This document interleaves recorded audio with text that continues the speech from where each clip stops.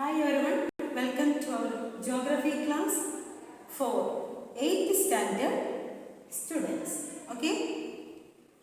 നമ്മുടെ revision class ആണ്. In the last class we have discussed about chapter 3. Okay. Then today I would like to take revision class for chapter 5. Okay. Then chapter 5 ഏതാണെന്നറിയാം? Industry. Okay, industry. നിങ്ങൾക്കറിയാം ഏതൊക്കെ chapters ആണെന്നറിയാമല്ലോ? 3 revision ആണ്. Revision lesson ആയിട്ടാണ് പറഞ്ഞിരിക്കുന്നത്. Then 5, 6 അല്ലേ? അപ്പോൾ ഇതിൽ 3 കഴിഞ്ഞു. Then 5 ആണ് നമ്മളിപ്പോൾ പറയുന്നത്. Then 1 more chapter. Then 5th chapter industry. What is industry? Industry എന്താണെന്നുള്ള ഡെഫിനിഷൻ നിങ്ങൾ പഠിച്ചിട്ടുണ്ട്. ദെൻ ഇൻഡസ്ട്രിയുടെ ക്ലാസിഫിക്കേഷൻ ആണ്. അപ്പോൾ ഇതിനകത്ത് മെയിൻ പോയിന്റ്സ് മാത്രം ഞാൻ പറയുന്നു. ക്ലാസിഫിക്കേഷൻ റോ മെറ്റീരിയലിനെ ബേസ് ചെയ്തുണ്ട്, സൈസിനെ ബേസ് ചെയ്തുണ്ട്, ഓണർഷിപ്പിനെ ബേസ് ചെയ്തുണ്ട്. റോ മെറ്റീരിയൽ എന്ന് പറഞ്ഞാൽ ഒരു പ്രോഡക്റ്റ് ഉണ്ടാക്കുന്നതിന് ആവശ്യമായിട്ടുള്ള ഏറ്റവും അടിസ്ഥാനമായിട്ടുള്ള കാര്യം അതാണ് റോ മെറ്റീരിയൽ എന്ന് പറയുന്നത്. അപ്പോൾ റോ മെറ്റീരിയലിനെ ബേസ് ചെയ്തുകൊണ്ട് agro based, mineral based, marine based, forest based. These are the 4 classification based on raw material. Then small scale industry and large scale industry according to based on size. Size ne base cheyidundu small scale industry, large scale industry. Then ownership, private sector, joint sector and cooperative sector. Appo namukku idariya agro base means agriculture. Then mineral. Then marine means എന്താണ്? ഓഷ്യൻസുമായിട്ട് ബന്ധപ്പെട്ടതാണ്. Then forest ഇതിൻ്റെയൊക്കെ meaning അറിയാം. ഇതിൻ്റെ examples ഉണ്ട്, അത് പഠിക്കാം. Then small scale industry and large scale industry, ചെറുകിട വ്യവസായങ്ങൾ, അതായത് വലിയ മുതൽമുട ക്യാപിറ്റൽ കുറവായിട്ട് അധികം ലേബേഴ്സ് ഒന്നും ഇല്ലാതെ നമുക്ക് തുടങ്ങാൻ പറ്റുന്ന ഇതാണ് small scale. Then large scale എന്ന് പറഞ്ഞാൽ ക്യാപിറ്റൽ കൂടുതലായിരിക്കും, അതുപോലെ സ്ഥല സൗകര്യം കൂടുതൽ വേണം. ദെൻ ഓണർഷിപ്പ്, പ്രൈവറ്റ് സെക്ടർ, ഒരാളുടെ മാത്രം ഒറ്റ ഓണറായിട്ട് നടത്തിക്കൊണ്ട് വരുന്നത് private sector. Then joint sector എന്ന് പറഞ്ഞാൽ അതിൽ കൂടുതൽ അല്ലെങ്കിൽ ഗവൺമെന്റിന്റെ ഹെൽപ്പോട് കൂടി. ദെൻ കോപ്പറേറ്റീവ് എന്ന് പറഞ്ഞാൽ സഹകരണം, പല ഗ്രൂപ്പുകൾ സഹകരിച്ച് വരുന്നതാണ്. അത് ഓണർഷിപ്പിന്റെ ബേസിൽ വരുന്ന ക്ലാസിഫിക്കേഷൻ. അപ്പോൾ ഇതൊക്കെയാണ് ഇൻഡസ്ട്രീസിന്റെ ക്ലാസിഫിക്കേഷൻ. അപ്പോൾ ഇതിന്റെ പേരുകൾ മാത്രം പഠിച്ചാൽ പോലെ എക്സാമ്പിൾസ് പഠിക്കണം. അപ്പം ഇൻ വിച്ച് സെക്ടർ, ഇത് ഏത് സെക്ടറിലാണ് എന്ന് പറഞ്ഞ ക്വസ്റ്റ്യൻ വരും. അപ്പോൾ ഇത് നമുക്ക് എക്സാമ്പിൾസ്, ഇതിന്റെ എല്ലാം എക്സാമ്പിൾസ് പഠിക്കാം. Then factors affecting the location of industry എവിടെ ലൊക്കേറ്റ് ചെയ്യണം അല്ലെങ്കിൽ എവിടെയാണ് അതിന്റെ ലൊക്കേഷൻ തീരുമാനിക്കുന്നത് ചില ഫാക്ടേഴ്സ് നോക്കിയാണ്. ആ ഫാക്ടേഴ്സ് ആണ് എഴുതിയിരിക്കുന്നത്. ഫസ്റ്റ് വൺ റോ മെറ്റീരിയൽ അല്ലേ? റോ മെറ്റീരിയൽ നന്നായിട്ട് കിട്ടുന്നതായിരിക്കണം. Then power, land, transport, communication, water, labour, capital, market, ഇതിനെല്ലാം യോജിച്ചതായിരിക്കണം ഇൻഡസ്ട്രി. ഓക്കെ, അപ്പം അങ്ങനെയുള്ള അപ്പോൾ ഇൻഡസ്ട്രിയൽ യൂണിറ്റ് തുടങ്ങണമെങ്കിൽ ഈ പറയുന്ന ഫാക്ടേഴ്സ് എല്ലാം അഫക്റ്റ് ചെയ്യും. Okay, then industrial system.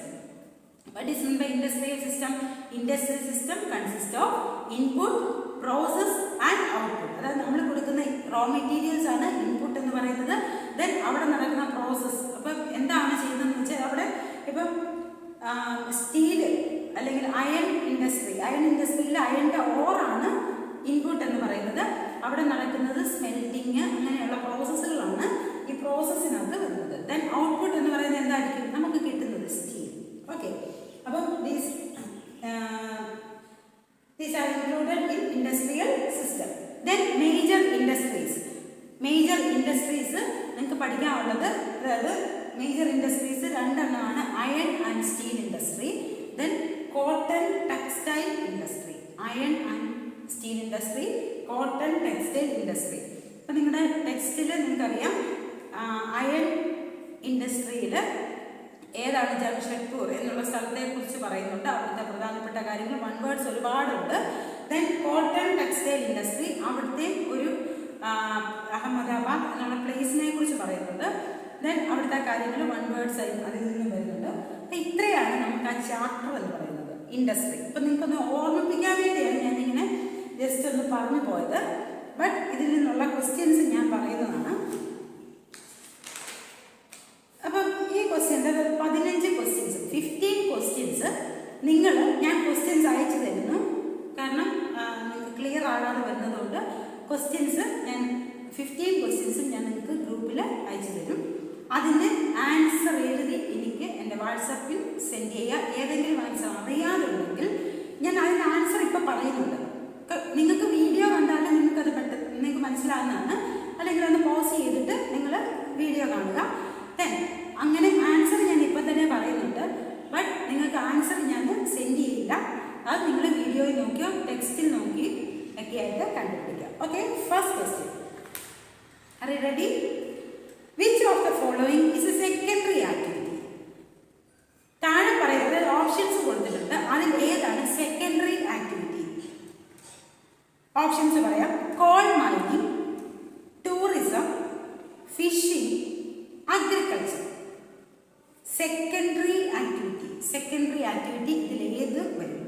Call mining, ഇതൊരു പ്രോസസ്സാണ്. Coal mining, tourism, fishing, agriculture. Correct answer ഏതായിരിക്കും? Yes, option B, tourism. Clear? Second question. Change of raw materials into product. Change of raw materials into products of more value to people. അതായത് raw materials എന്തായിട്ട് മാറുന്നു? Product ആയിട്ട് മാറുന്നു. Of more value to people is called dash. Answer പറഞ്ഞേ. അറിയാവോ? Manufacturing. എന്താണ്? Manufacturing. Third question. Which is not the agro based industry. ഞാൻ പറഞ്ഞാലോ അഗ്രികൾച്ചറൽ ബേസ്ഡ് ആയിട്ടുള്ള അഗ്രോ ബേസ്ഡ് റോ മെറ്റീരിയൽസിന്റെ ബേസിൽ തിരിക്കുന്നതാണ് agro based. Which is not the agro based industry. താഴെ പറയുന്നതിൽ ഏതാണ് അഗ്രോ ബേസ്ഡ് അല്ലാത്തത്? Oil, textile, sugar, food processing. നിങ്ങൾക്കറിയാം ഏതാണ്? ഫുഡ് പ്രോസസ്സിങ്ങിനകത്ത് അഗ്രികൾച്ചർ ഉണ്ട്, ദെൻ ഷുഗർ അഗ്രികൾച്ചർ ഉണ്ട്, ദെൻ ടെക്സ്റ്റൈൽ അല്ലെ, കോട്ടണിൽ നിന്നാണ് അല്ലെ, കോട്ടൺ ടെക്സ്റ്റൈൽ ഇൻഡസ്ട്രി. അപ്പം വരുന്ന എന്താണ്? Oil is the correct answer. Then fourth question. Marine based industries are based on. Marine based industries are based on dash. Marine based industries base ചെയ്തിരിക്കുന്നത് ഏത് പ്രോഡക്ട്സ് ആണ്? ഏതാണ്? Marine, oceanic products. ഓഷ്യൻ അല്ലെങ്കിൽ oceanic products. Okay, then fifth question. Fish is a product of the dash based industry. Fish എന്ന് പറയുന്നത് ഏതായിരിക്കും? ഇപ്പം ഞാൻ പറഞ്ഞതേ ഉള്ളൂ. Fish is the product of ഏതാണ്? Marine based industry. Sixth question. Basket weaving. Basket ഉണ്ടാക്കുന്നത്. Basket weaving falls in the category of dash. Basket weaving എന്ന് പറയുന്നത് ഏത് കാറ്റഗറിയിൽ പെടുന്നതാണ്? ബാസ്കറ്റ് വീവിംഗ് എന്ന് പറയുന്ന കുടിൽ വ്യവസായങ്ങളാണ് അല്ലേ? അപ്പം അതിൻ്റെ ഇംഗ്ലീഷ് എന്താണ്? Yes, cottage industry. Basket weaving falls in the category of dash. ഏതാണ്? Cottage industry. Cottage industry. Seventh question. Which of the following is a private sector industry? ഞാൻ പറഞ്ഞല്ലോ ഓണർഷിപ്പ് അനുസരിച്ച് private sector, joint sector, cooperative sector. അപ്പം ഈ പറയുന്നത് അത് ഏതാണ് private sector? Private ആയിട്ടുള്ളത് Hindustan aeronautics limited, Tata iron and steel industry, steel authority of India, national thermal power corporation. ഏതാണ്? ബാക്കിയൊക്കെ ഇന്ത്യ ഒക്കെ കൂടിയുണ്ട് അല്ലേ? അപ്പോൾ എന്താ പ്രൈവറ്റ് ആയിട്ടുള്ളതാണ്? Tata iron and steel industry. Okay, TISCO അല്ലെങ്കിൽ Tata iron and steel industry. Then take the question. Industrialization often leads to dash. Industrialization lead ചെയ്യൽ, അതായത് എന്തിലേക്ക് വഴിതെളിക്കുന്നു? എന്താണ്? ഇൻഡസ്ട്രീസ് ഒരുപാട് വന്നെങ്കിൽ എന്താകത്തുള്ളൂ? ഡെവലപ്മെന്റ് ഉണ്ടാകത്തുള്ളൂ. അപ്പോൾ എന്താണ് ആൻസർ? എന്താണ്? Industrialization often lead to dash. Answer എന്താണ്? യെസ്. എന്താണ് പറഞ്ഞു? Development. Then 9th question. Major industrial regions are located near. എപ്പോഴും മേജർ ആയിട്ടുള്ള ചെറിയ ഇൻഡസ്ട്രീസ് അല്ല, മേജർ ഇൻഡസ്ട്രിയൽ റീജിയൻസ് എപ്പോഴും ഏതിൻ്റെ അടുക്കലായിരിക്കും? Near dash. സീ പോർട്ട്, അതായത് അവർക്ക് ട്രാൻസ്പോർട്ട് അല്ലെ, സാധനങ്ങൾ എത്തിക്കാൻ കൊണ്ടുപോകണം, അങ്ങനെയുള്ള സീ പോർട്ടിന് അടുക്കലായിരിക്കും ഏറ്റവും കൂടുതൽ, അതായത് മേജർ ആയിട്ടുള്ള ഇൻഡസ്ട്രിയൽ റീജിയൻസ്. ക്ലിയർ ആയോ? Then 10th question. Which metal is often called the backbone of modern industry? Modern ഇൻഡസ്ട്രിയിലെ ബാക്ക് ബോൺ, നട്ടെല്ല് എന്ന് പറയുന്നത് ഏത് ഇൻഡസ്ട്രി ആണ്? ഏതാണ്? വിച്ച് മെറ്റൽ, ഏത് മെറ്റലാണ്? Which metal is often called backbone of the modern industry? Modern ഇൻഡസ്ട്രിയിലെ ബാക്ക് ബോൺ എന്ന് പറയുന്നത് ഏത് മെറ്റലാണ്? ഏതാണ്? നിങ്ങൾ പലപ്പോഴും ക്ലാസ്സിൽ പറഞ്ഞതാണ് സ്റ്റീൽ. കാരണം അയണും സ്റ്റീലും ഇല്ലാത്തൊരു സാധനം നമുക്ക് ചുറ്റും നോക്കിയാൽ കാണാൻ പാടാണ് അല്ലേ? അതുപോലെ ഏറ്റവും കൂടുതൽ സാധനങ്ങൾ ഉപയോഗിക്കുന്നത് എന്താണ്? സ്റ്റീലും അയണുമാണ്. അതുകൊണ്ട് തന്നെ സ്റ്റീൽ ആണ് backbone of modern industry. മറന്നു പോകരുത്, ഇമ്പോർട്ടൻ്റ് ആണ് steel. 11th question. The earlier name of Jamshedpur. ജംഷഡ്പൂരിന്റെ earlier name, നേരത്തെ പേര് ഏതാണ്?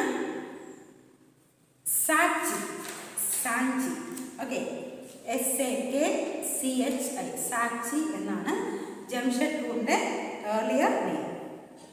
Then 12th question. Largest lake, which is the largest lake? Superior. ഏറ്റവും വലിയ ലേക്ക് ഏതാണ്? Superior. Then 13th question. ITI is the